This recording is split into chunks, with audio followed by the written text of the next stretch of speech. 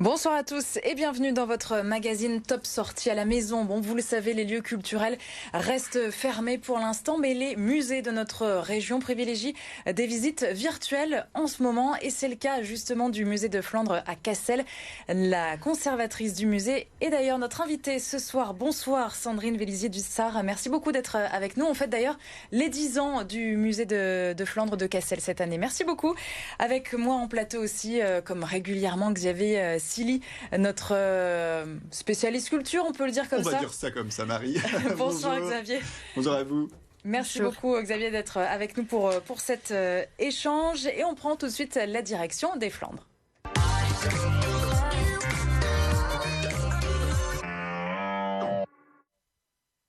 On le disait à l'instant, donc 10 ans déjà pour votre musée. C'était surtout en 2020, un anniversaire évidemment particulier puisque vous restez fermé en ce moment. Comment vous le vivez? Comment ça se passe?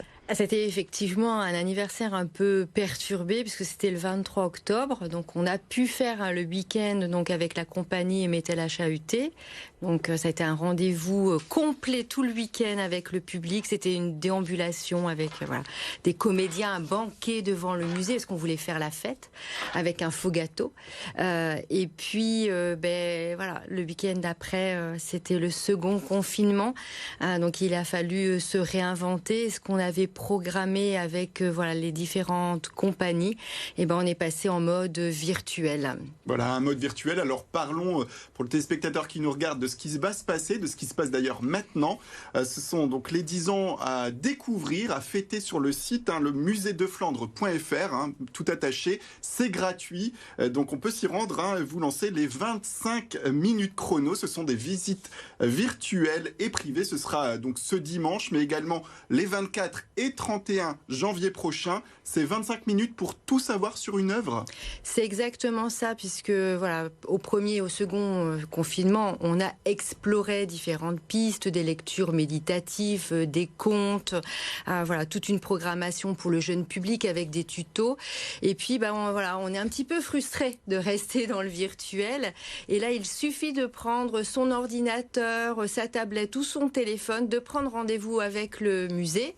Et donc, il y a une médiatrice qui est devant l'œuvre dans les salles et qui vous explique pendant 25 minutes une œuvre. Donc, c'est vraiment un moment privilégié et avec de l'humain et pas juste des images qu'on savoure sur un ordinateur ou une tablette. Alors pour donner un petit avant-goût, ce sont 6 œuvres qui ont été sélectionnées par l'équipe du musée. On voit notamment des toiles, également une sculpture. Comment elles ont été choisies ces œuvres? Est-ce que c'était par rapport à leur côté emblématique ou pour avoir simplement 25 minutes nécessaires pour les expliquer? On les a choisis un peu de manière arbitraire, selon les goûts des médiateurs qui vont s'exprimer devant les œuvres. Et puis c'est une expérimentation sur 3 semaines. Et donc dans 3 semaines, si ça fonctionne, on renouvellera le choix.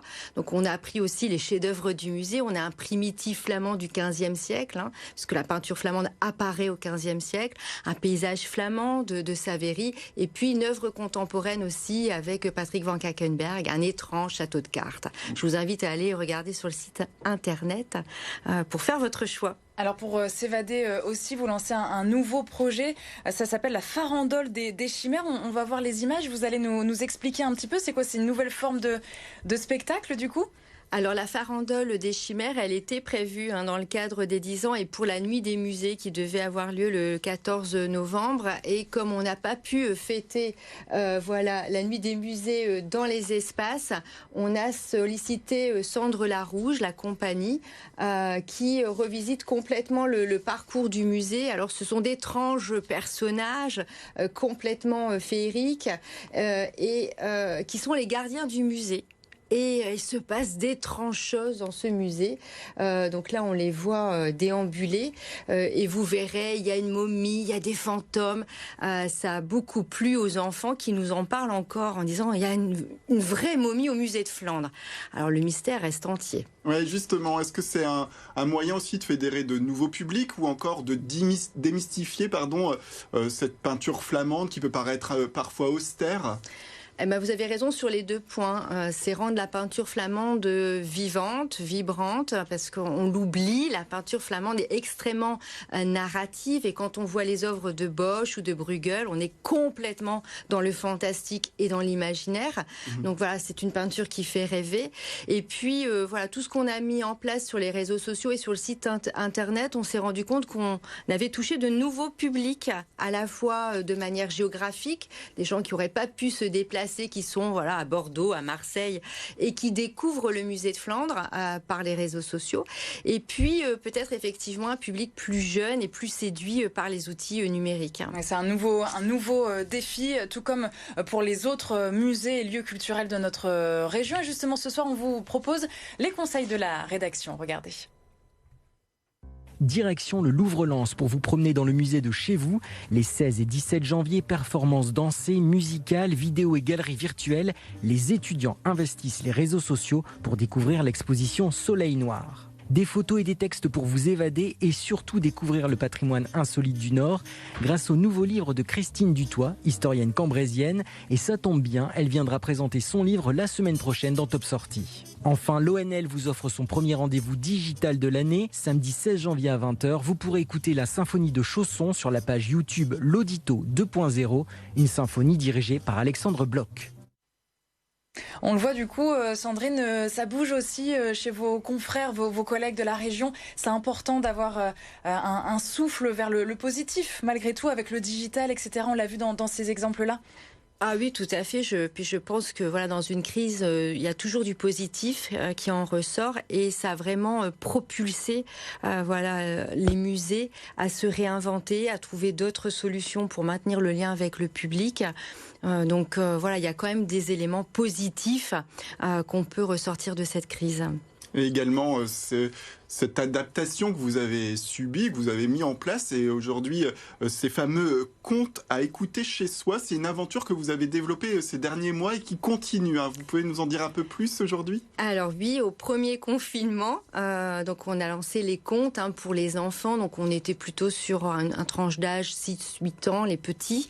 Au second confinement, on a fait pour les familles. Entre-temps, on a valorisé ce qu'on avait fait puisqu'on a édité le premier conte pour enfants. C'est-à-dire que c'est vraiment un conte qui est écrit sur mesure à partir d'une œuvre du musée. Donc La petite fille du colporteur qui a été publiée. Et puis on se réinvente encore une fois, on revisite le sujet. Et donc c'est un conte qui va toujours être écrit à partir d'une œuvre, mais après chaque publication, on laissera le choix au public entre 2 issues possibles. Et on donnera rendez-vous la semaine suivante. Et justement, alors pour le téléspectateur qui nous regarde, comment ça se passe concrètement ? J'ai envie de voir ces contes, qu'est-ce que je fais ? Il faut aller sur les réseaux sociaux, il faut aller sur Facebook, puisque c'est essentiellement sur ce réseau-là qu'on va publier le conte, et il faut le suivre d'une semaine à l'autre. Et donc vous pouvez participer pour choisir la fin. Et donc, selon les votes, on choisira la fin. Voilà, c'est gratuit, qu'on se le dise. Ah oui, tout est gratuit, oui, sans problème. Vous avez reporté une exposition, bien sûr, au mois de septembre. Ça fait partie de votre quotidien. C'est la deuxième fois qu'on la reporte. Ouais. Comment ça se passe, l'entretien, entre guillemets, des œuvres au musée de Flandre à Cassel en ce moment ? Est-ce que vous en profitez pour faire des choses ou quelles sont les coulisses du musée ? Les coulisses, on était presque prêts pour accueillir les œuvres pour cette exposition. Donc on avait décroché tout le parcours permanent et on avait réaccroché. Là aussi, il va falloir qu'on trouve une solution pour le printemps pour proposer une exposition intermédiaire ou un accrochage intermédiaire, puisque l'exposition Franken est reportée au 4 septembre. On a eu l'opportunité de pouvoir acheter en fin d'année, l'année dernière, donc 3 œuvres. Et on profite aussi de ce temps pour faire des restaurations. Et puis, voilà, préparer l'avenir, hein, parce qu'une exposition, on met 2 ans à la construire. Ah oui. C'est un gros travail, c'est un gros travail. Donc, même si on est fermé, voilà, toute mon équipe, je peux vous l'assurer, travaille ardemment, voilà, dans différents champs, que ce soit la communication, que ce soit les publics ou que ce soit, voilà. Il y a un peu de frustration, forcément, on l'imagine, pour votre équipe aussi, d'être toujours dans l'expectative, dans l'attente. La frustration, elle fait partie de la vie. Moi, je le dis toujours, c'est un principe aussi éducatif. La frustration, c'est ce qui permet d'aller de l'avant, de trouver des solutions. Et donc, oui, il y a du positif aussi. C'est bien. Et parlons peut-être fréquentation, parce qu'on le sait, le musée de Flandre, c'est 50 000 visiteurs chaque année. Vous tablez sur combien cette année et voilà, quelles sont vos perspectives pour 2021 ? Je pense que voilà, ça serait pas raisonnable d'avoir un objectif de fréquentation pour l'année 2021. On n'en avait pas pour 2020. L'enjeu, il est ailleurs. Vraiment, pour moi, l'enjeu, c'est de faire que le musée maintienne ce lien social. On sent que c'est un besoin qui est vital, fondamental, et on attend le musée dans ce registre-là et pas en termes de fréquentation. Merci beaucoup Sandrine Vézillier-Dussart, conservatrice du musée de Flandre à Cassel, d'avoir été avec nous ce soir. Et merci pour votre message d'optimisme aussi pour les lieux culturels. On croise les doigts bien sûr pour la réouverture dans les prochaines semaines. Et merci Xavier et Silly d'avoir été avec nous. Merci à vous. Merci. Et lundi, comme chaque semaine, évidemment, votre magazine 100% sport. Et on parlera volleyball lundi avec l'entraîneur de Cambrai Volley, Gabriel Denis. Il sera avec nous pour évoquer l'actualité de son club.